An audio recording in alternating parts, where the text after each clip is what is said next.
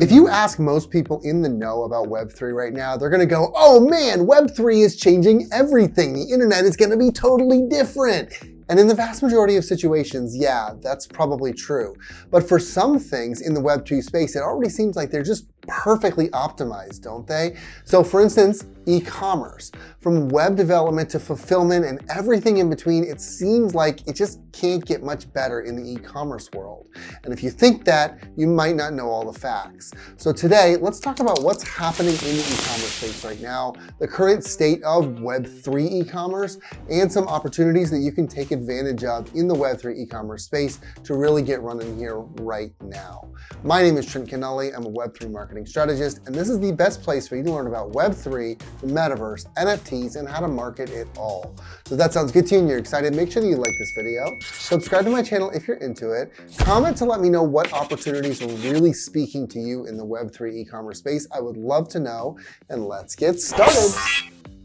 Okay, so is there really anything about e-commerce in the Web3 world as opposed to Web2 where it currently is that's all that different? I mean, at the end of the day, people are still buying products and getting them shipped into their houses, right? Yes, that is true. And in fact, I would go so far as to say that the way e-commerce currently works in the Web2 space is highly optimized. But that isn't to say that it's perfect, of course. There are a lot of concerns, for instance, about the 800-pound gorilla that is Amazon, basically squashing any competition out of existence and oppressing its workers and so many other things. So I think it's really hard to look at Web3 e-commerce and say, yes, that is going to change everything. We are going to see a whole new world in 5 years. Yes, there is more potential for trust, and there are some excellent things that you can do in a Web3 world that weren't possible before. We're going to get to all that in just a minute. But let's not pretend like the entire fulfillment process has changed or the entire ordering process has changed or something like that, because it just isn't the case. That said, there's a lot that can be said about what Web3 can do to add to experiences, to help incentivize buyers to purchase from you and to not go all the time to those big box stores like Amazon. So let's first talk about the current state of e-commerce, and let's just kind of get a handle on this, how it relates in Web 2 and Web 3. And let's start with trust. So under Web 2, trust has basically eroded down to nothing because big companies have abused our trust over and over again.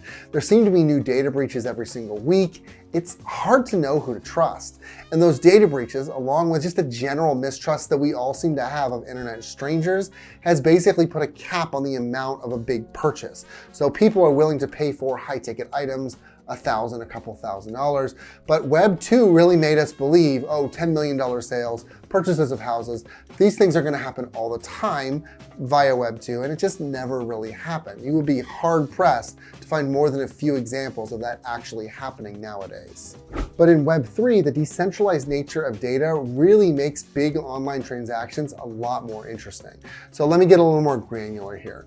Currently, in Web 2, you make a $1,000 or $2,000 purchase. That's high ticket. That's not really all that rare, right? People do that without a lot of thought nowadays. Assuming, of course, that there's a lot of trust that's been built up between the buyer and the platform that that person is buying on, you're probably going to do that and see that happen every single day. But if you want to make a purchase in the high thousands, in the hundreds of thousands, or the millions or something like that, it's suddenly a lot more complicated. Suddenly you need lawyers and you need accountants and you need all sorts of other people coming in and handling that transaction with you.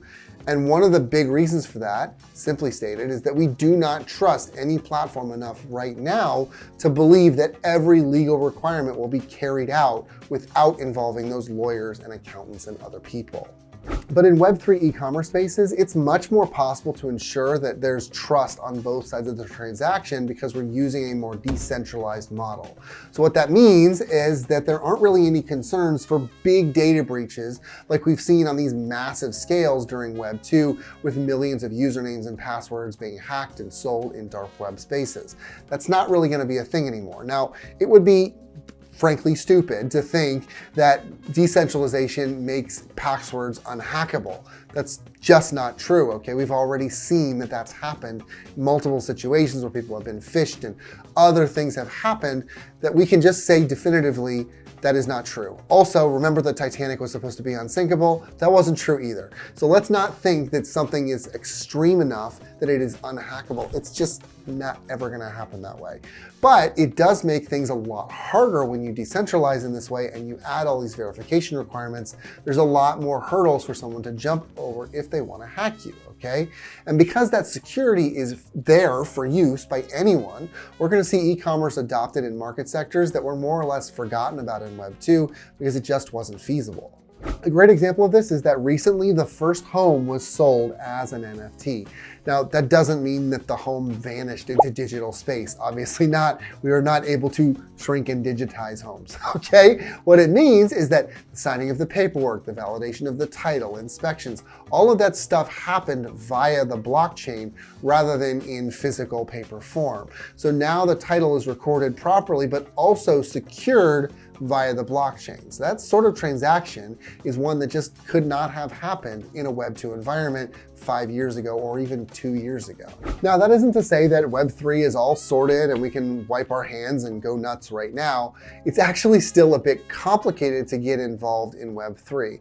To you and I, that might not necessarily be the case. We're pretty tech savvy, but for someone that isn't as tech savvy, it might be a little bit more of a challenge. So let's just use the example of buying cryptocurrency. That's going to be something that is very big in the new web.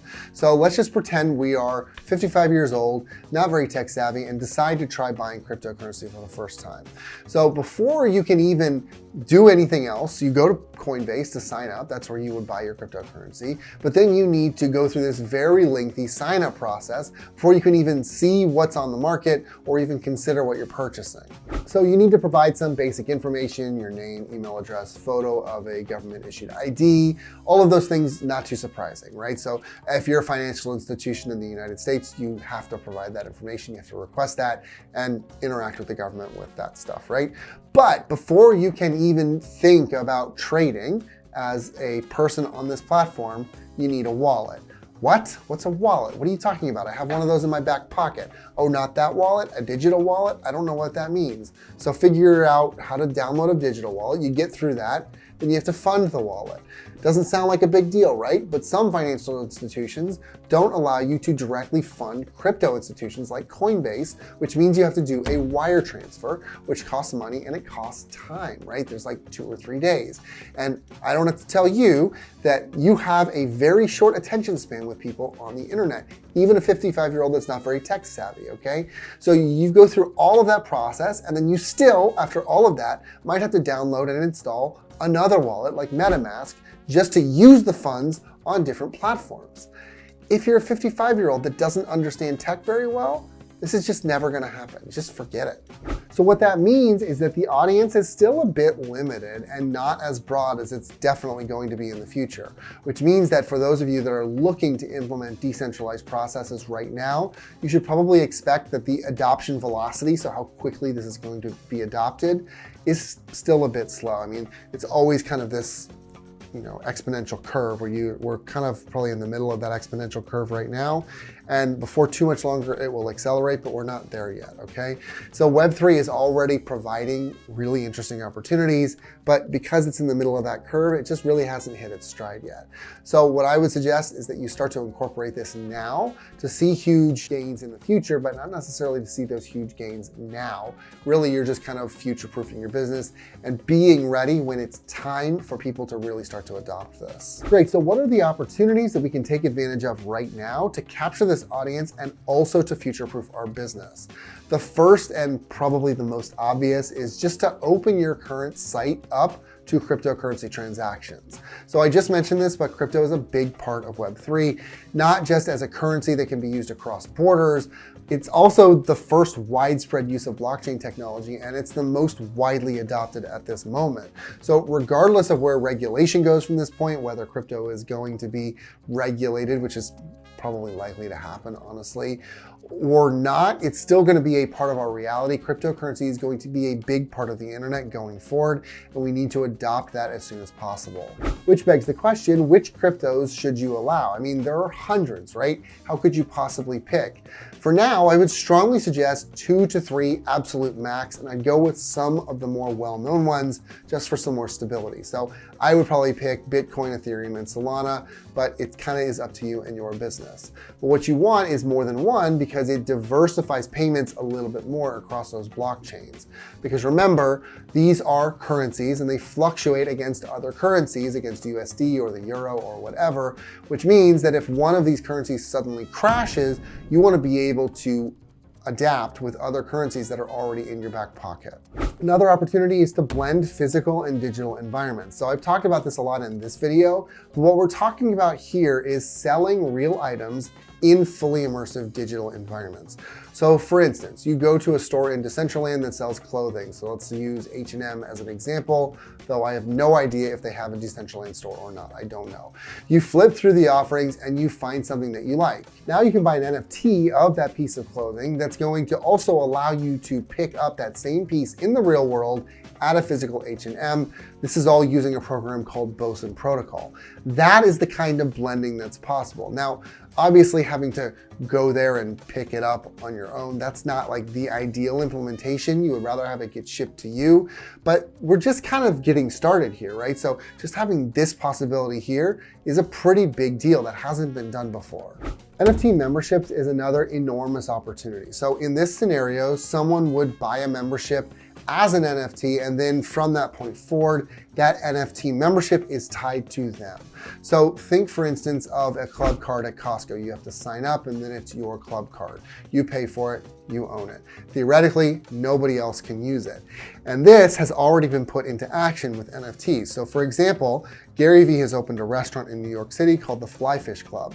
The only way to get in is to have a membership, which you can only have by owning an NFT for the Flyfish Club, or of course by being in a party with somebody who owns that NFT.